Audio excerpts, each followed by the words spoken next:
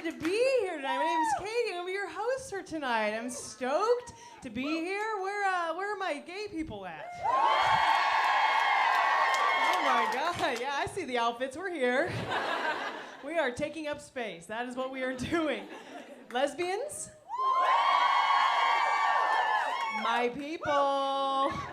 I love it. Lesbians. We left our cats to be here tonight. That's brave. That is brave. Not all heroes wear capes, you know. Some of them wear Duck Dynasty cosplay. I know there's like one straight couple in here tonight that's really confused. They're like, why does it smell like lavender and sandalwood? I don't really get that.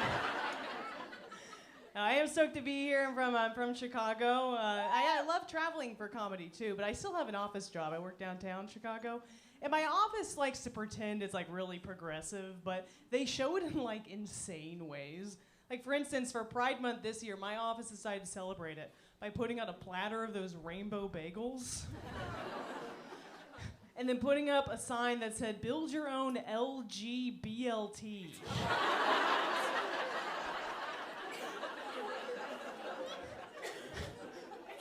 I'm like, this is a hate crime right here. You're trying to get the only lesbians in the office to eat meat? What are you doing? For Women's History Month, they decided to celebrate that by putting up a motivational poster in the women's restroom.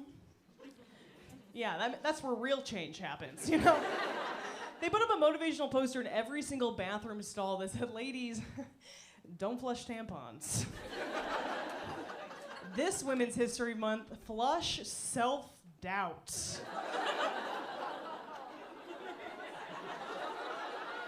What? I was sitting there, I'm like, oh yeah, that's what I'm in here to do. I'm gonna shit out my imposter syndrome. What? I'm gonna piss away my mother's approval. That's an insane thing to put up, because it also makes you think, like, okay, if they're putting up a motivational poster in the women's restroom, like, what are they putting up in the men's restroom, right? Right, like a motivational poster in the men's restroom is just like, what, wash hands? Like, what would they need? They need to be reminded, that is for sure. I do love being a gay woman. Are there any bisexuals in the room? Thank you, bisexuals. Actually, the funny thing is I identified as bisexual for a really long time. And for me, that meant I was attracted to both women and like Alan Rickman specifically.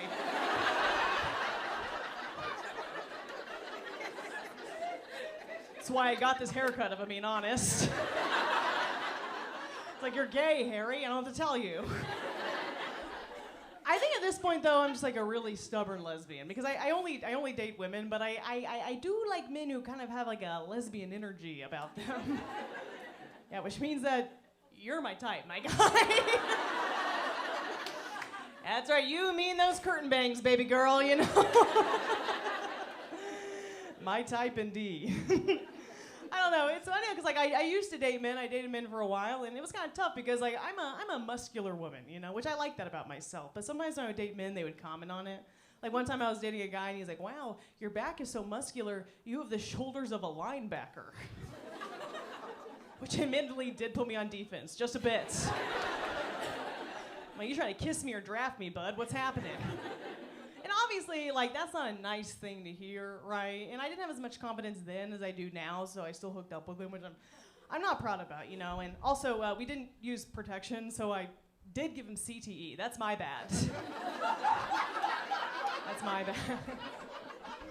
Roll Tide, am I right?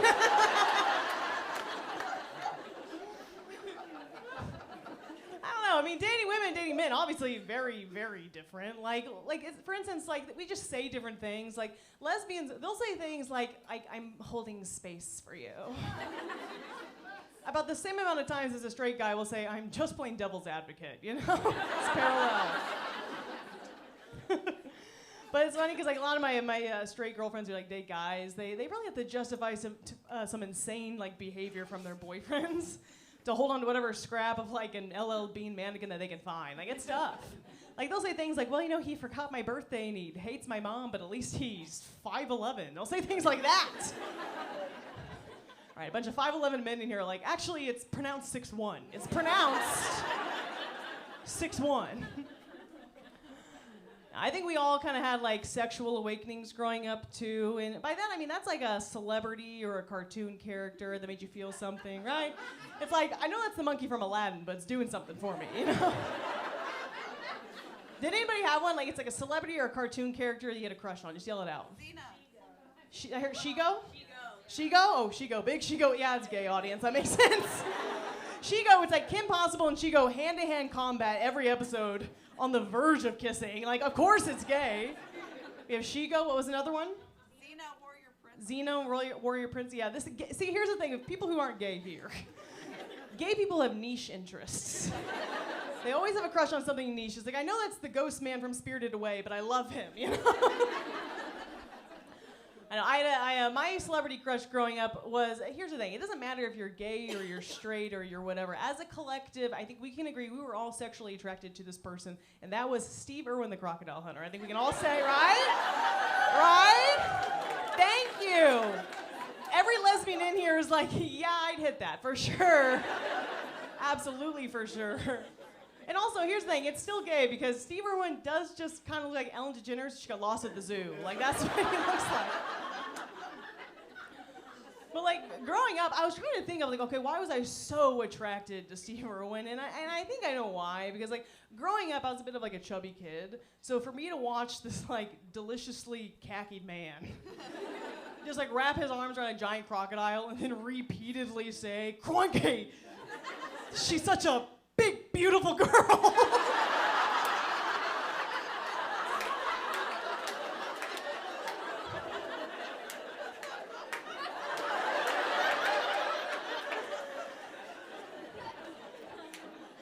Oh my God, Steve. Take me to the swamp. Let's go. No, I told my mom I came out as gay like a little bit later in life, and my mom was kind of surprised to hear it. And I think it's because like growing up, we're familiar with the 5 love languages in here, right? The 5, yeah. It's like physical touch, acts of service. I thought for the longest time that my love language was acts of service. But then when I finally came out as gay, I realized I was just dating men when I needed a task done, you know? I wasn't looking for love, I was looking for labor, all right? Like my check engine light would come on and be like, it's time to text Dylan back, I guess. I once got my entire apartment painted for the low, low price of 3 weeks with Ethan. That's a good deal, okay? Only over the pants stuff too, so it was a bargain,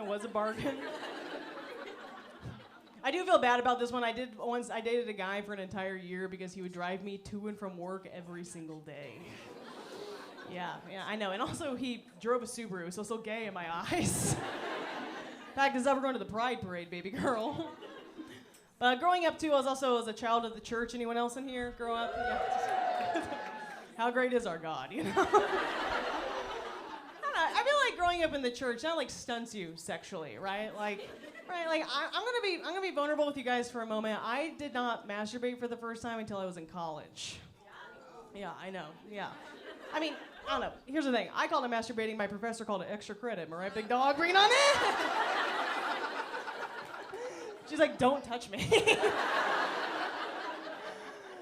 didn't do that until college. I didn't even buy my first vibrator until I turned 30.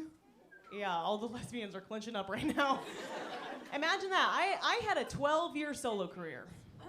It was all acoustic, you know? Every night in my bedroom, 2-hour Ed Sheeran concert. That's what was happening.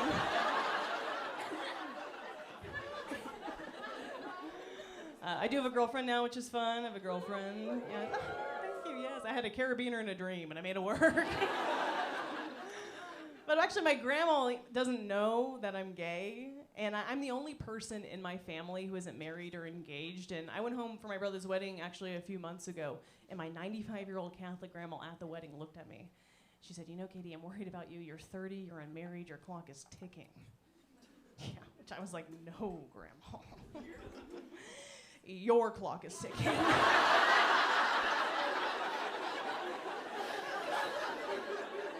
Yeah, the sands of time work both ways, bitch, okay? They work both ways. I'm gonna marry a lesbian just purely out of spite at this point. And we're gonna name our kids Wildflower and Natasha Lyonne, like God intended.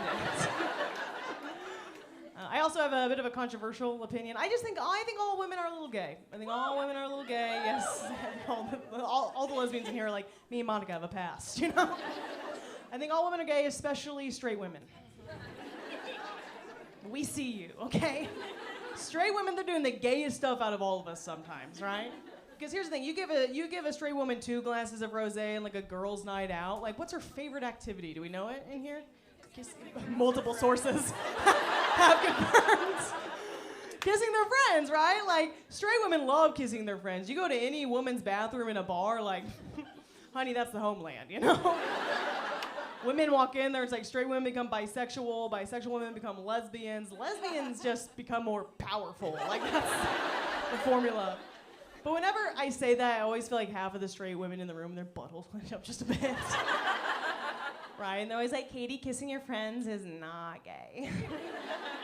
Not gay at all, because I kiss my friends hello and I finger them goodbye. And I am straight as an arrow. All right, my name is Katie Kincaid. You guys ready to have an awesome show? Let me hear ya!